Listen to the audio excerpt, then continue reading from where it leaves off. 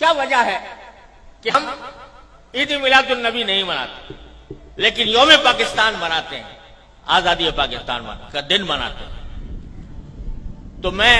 اس کی وضاحت کرنا چاہتا ہوں کہ اس میں کوئی شک و شبہ نہیں ہے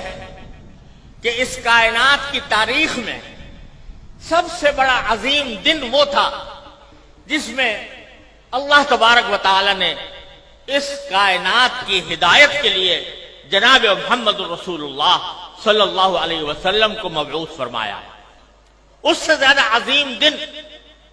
انسانی تاریخ میں کوئی اور نہیں جس میں آپ تشریف لائے، لیکن آپ ہی کی تعلیمات اور آپ ہی کی سنت اور آپ کے جانثار صحابہ کرام کی سنت یہ ہے کہ انہوں نے کبھی نبی کریم سرور عالم صلی اللہ علیہ وسلم کا دن نہیں منایا، اور اس لیے نہیں منایا کہ اللہ تبارک و تعالی نے رسول کریم صلی اللہ علیہ وسلم کو اس لیے مبعوث فرمایا تھا تاکہ آپ کی ہدایت کی روشنی سے یہ کائنات منور ہو اور لوگ آپ کی تعلیمات کی اتباع اور پیروی کریں۔ آپ کی ذات والا صفات وہ ہر قسم کی رسمی کارروائیوں سے کہیں بالاتر ہے، اور حضرات صحابہ کرام جو آپ کی زندگی کے ایک سانس کے بدلے اپنی ساری زندگیاں نچھاور کر سکتے تھے، انہوں نے کبھی یہ دن نہیں منایا۔ جب انہوں نے جو کوئی چیز نہ منائی ہو اور انہوں نے اس سے اعتراض کیا ہو اور اس کے بجائے ساری زندگی اتباع سنت کی کوشش کی ہو، اس کو اگر ہم منانا شروع کریں تو دین کے اندر ایک اضافہ ہوگا، دین کے احکام میں ایک اضافہ ہوگا، اور دین کے کام میں کوئی اضافہ وہ بدعت کہلاتا ہے۔ من احدث فی امرنا ھذا فہو رد، تو وہ بدعت بن جاتا ہے کیونکہ وہ ایک مذہبی معاملہ ہے۔ عید میلاد النبی مذہبی تقریب کے طور پر منائی جاتی ہے، مذہبی عید کے طور پر، عید کا نام اس کا رکھا گیا ہے، اور وہ مذہبی تقریب ہے، اور مذہبی تقریب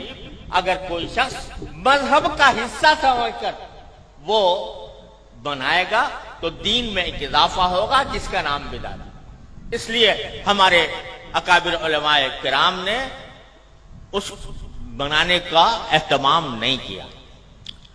جہاں تک یہ 14 اگست کا تعلق ہے، 14 اگست کے یوم آزادی کا تعلق ہے، یہ کوئی مذہبی تقریب نہیں ہے، یہ کوئی دینی اجتماع نہیں ہے، یہ دینی تقریب نہیں ہے، بلکہ یہ ملکی تقریب ہے، اور ملک کی آزادی کے طور پر، اس کے ایک نشان کے طور پر اس کو منایا جاتا ہے۔ کوئی شخص بھی جو اس کو منانے والا ہے وہ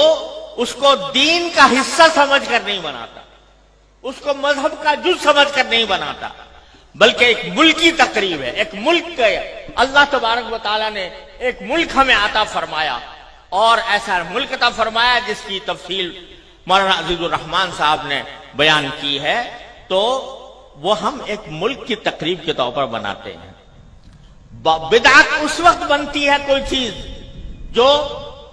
شریعت میں نہ ہو اور شریعت کا حصہ اس کو بنا دیا جائے، لیکن یہ کوئی شریعت کا حصہ نہیں، یہ کوئی دین کا کوئی دینی تقریب نہیں، دینی عید نہیں، دینی مذہب نہیں، دین کا کوئی مذہبی حصہ نہیں،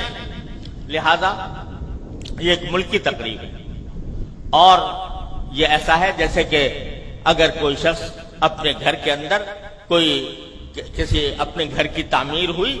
اور اس تعمیر کے اوپر کوئی اجتماع کرے، کوئی دعوت کرے، تو یہ کوئی مذہب کی تقریب نہیں ہے، کوئی دین کی تقریب نہیں ہے۔ اسی طریقے سے ہم یوم آزادی پاکستان کا اس لیے مناتے ہیں کہ اللہ تبارک و تعالیٰ نے اپنے فضل و کرم سے یہ نعمت ہمیں عطا فرمائی تھی، اور ملکی تقریب کے طور پر اس کو منایا جاتا ہے۔